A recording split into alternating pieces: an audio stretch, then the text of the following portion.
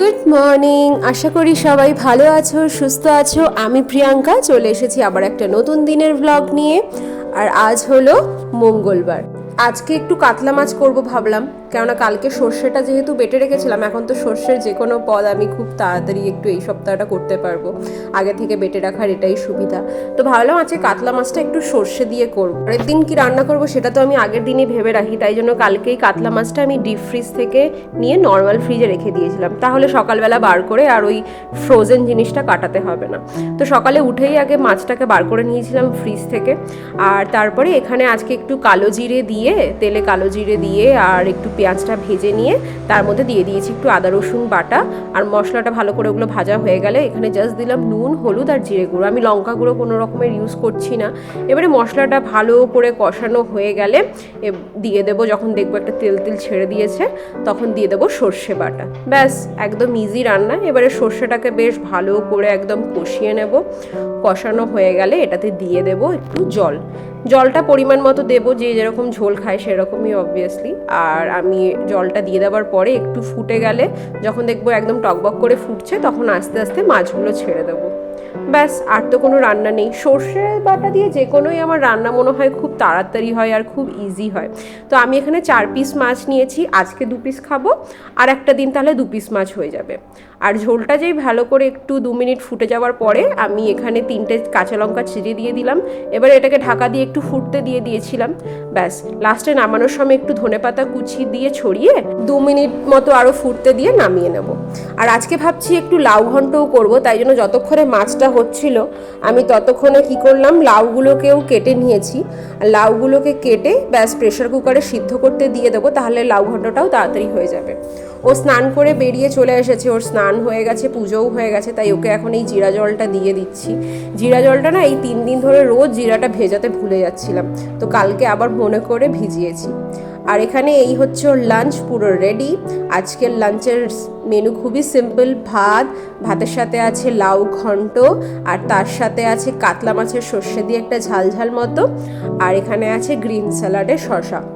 তো এখন খাবারটা একটু ঠান্ডা হোক, ততক্ষণে আমি যাই ওর ব্রেকফাস্টটা বানাই। ব্রেকফাস্টে আজকে আবার ও সেমই খাবে বললো ব্রেড বাটারই খাবে। দিন ধরে দেখছি ওর ব্রেড বাটারটা এখন ব্রেকফাস্টে আবার ভালো লাগছে, আবার মাঝখানে আবার কখনো কখনো দুধ কর্নফ্লেক্স ভালো লাগে। যাই হোক, ওর ব্রেকফাস্ট হয়ে গেছে, ও 8:40-এর দিকে বেরিয়েও গেছে। তারপরে আমি ঘরের যে রোজকার কাজগুলো থাকে মোটামুটি সেগুলোই সব কমপ্লিট করছিলাম। আর এখন আমি নিজের জিরা জলটা নিয়ে চলে এসেছি। এটাই দুজন থাকলে সুবিধা হয়, যে কেউ একজন ভুলে গেলে আরেকজন মনে করে দেওয়ার জন্য থাকে।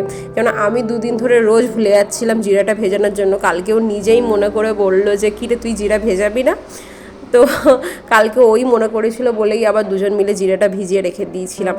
আর এই জিরা জলটা খেলে এমনি যেরকম স্কিনের জন্য ভালো, শরীরের জন্যও ভালো, দুটোতেই খুব হেল্প করে। তো জলটা খেয়েই আমি আর বেশি লেট করব না, একদম ব্রেকফাস্টও নিয়ে নেবো, কেননা প্রচুর কাজ আছে অফিসের। আর এখন মোটামুটি বাজে 10টা মতো। আমার মাছেদেরকেও খাওয়ার দাওয়া হয়ে গেছে, আর এখানে আমি ব্রেকফাস্টটা নিয়ে চলে এসেছি।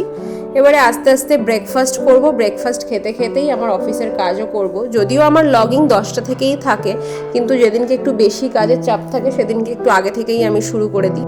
চলো তাহলে এবারে খেতে খেতে কাজ করি, দেখা হচ্ছে একটু পরে। তো এখন বাজে হচ্ছে 1:15 মতো, আর আমি স্নান করে চলে এসেছি খেতে। ও যেহেতু পুজোটা এখন 2 দিন ধরে দিয়ে যাচ্ছে, সেই জন্য আমি স্নান করে ডাইরেক্ট খেতে বসে পড়ছি। আর ও আজকে বললো যে মাছের ঝাল দেওয়াটা নাকি ওর দারুণ লেগেছে।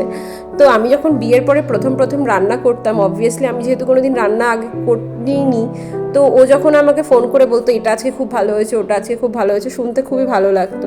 তো সেইটাই অভ্যেসটাই আমাদের রয়ে গেছে এখনও। রোজ অফিসে নিয়ে গেলে ও খাবার পরে নয় আমি ফোন করি নয় ও ফোন করে, দুজনেই জানি যে আজকে কোন খাবারটা ভালো লেগেছে বা কোন খাবারটা অতটা ভালো হয়নি। এটা আমাদের দুজনেরই এখন অভ্যেস হয়ে গেছে বলা। আর যার জন্য রান্না করছে সে বললেও ভালো লাগে। তো এখন বাজে হচ্ছে সন্ধে 8টা মতো, আর খাওয়ার পরে তো আমি অফিসের কাজে বসে গেছিলাম। তো সন্ধেবেলায় ও অফিস থেকে আসার সময় আমাকে জিজ্ঞেস করলো যে একটু ফুচকা খাবি। আর যখন বললো ফুচকা খাবো কি না, যেহেতু আমরা অনেক দিনই এখন ফুচকা খাইনি, আমি আর না করিনি। কিন্তু আজকে জল ফুচকা খাচ্ছি না, আজকে আমরা শুকনো ফুচকাই খাচ্ছি। তো ও ফুচকা নিয়ে চলে এসছে আর ও সন্ধ্যাটা এখন দিচ্ছে, আর আমি ততক্ষণে প্লেট সাজিয়ে নিলাম, দুজন মিলে একটু ফুচকা খাবো। এখন মোটামুটি আমার কাজ শেষ হয়ে এসছে, আর 5-10 মিনিটের কাজ আছে, সেটা আমি এই ফুচকাটা খেয়েই কমপ্লিট করে নেব। তো চলো এবারে বসে বসে আস্তে আস্তে ফুচকা খাই। এই ফুচকাওয়ালাটা দারুণ ফুচকা বানায়। আর ফুচকা খেয়ে আমি চলে এসেছি, অফিসের কাজও কমপ্লিট করে নিয়েছি, এখন চলে এসেছি কিচেনে। আজকে বানাবো একটু কুমড়ো আলুর তরকারি। জেনারেলি মানুষদের আলুটা খুব প্রিয় সবজি হয়, আমারও তাই, আমিও আলু ভীষণ ভালোবাসি। কিন্তু আলু ছাড়া যদি আমার কাছে কেউ সবজি বলে সেটা হচ্ছে কুমড়ো। মানে আমি কুমড়ো ভীষণ ভালোবাসি, সে কুমড়োর ভাজা হোক, কুমড়ো সেদ্ধ হোক, কুমড়ো ঘন্ট হোক, মানে আমি আমার বাবা আমরা দুজনই কুমড়ো খেতে ভীষণ ভালোবাসি। বিয়ের পরেও দেখলাম যে ও কুমড়ো খেতে খুব ভালোবাসে, তো আমার তো একদিক দিয়ে সুবিধাই হয়েছে। তো আজকে এমনি কুমড়ো আলুরই একটা নিরামিষ মানে সিম্পল একটা তরকারি করছি। আমি কোনো লঙ্কা গুঁড়ো এখন কয়েকদিন একটু দিচ্ছি না, কেননা বেশ গরমও পড়েছে এখানেও, তাই জন্য আমি লঙ্কা গুঁড়োটা একটু অ্যাভয়েডই করছি। রোজই নুন, হলুদ, জিরে গুঁড়ো, ধনে গুঁড়ো, কাঁচা লঙ্কা এইসব দিয়েই রান্না করছি। তো তরকারিটা তো আমার মোটামুটি হয়ে এসছে, এবারে জল ঢেলে দেবো, জল ঢেলে এটা আস্তে আস্তে সিদ্ধ হোক।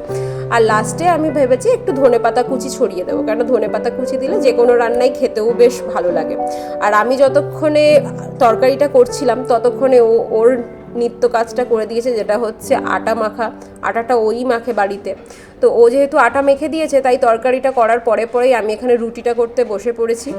তো ব্যাস, আজকের এটাই হচ্ছে মেনু।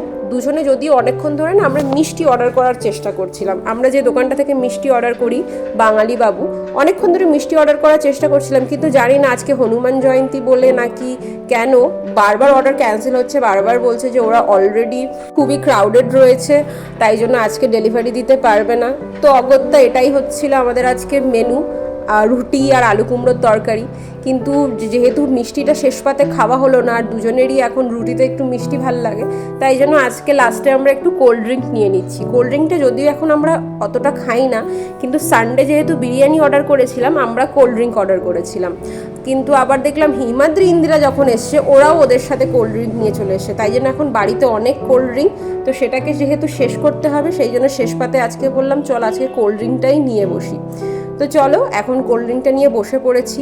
আর আজকে দেখলাম একটা মুভি এসছে জিও সিনেমাতে, হনুমান বলে। তো আজকে তো হনুমান জয়ন্তী, আমি বললাম চল তাহলে এই মুভিটাই বসে বসে দেখি।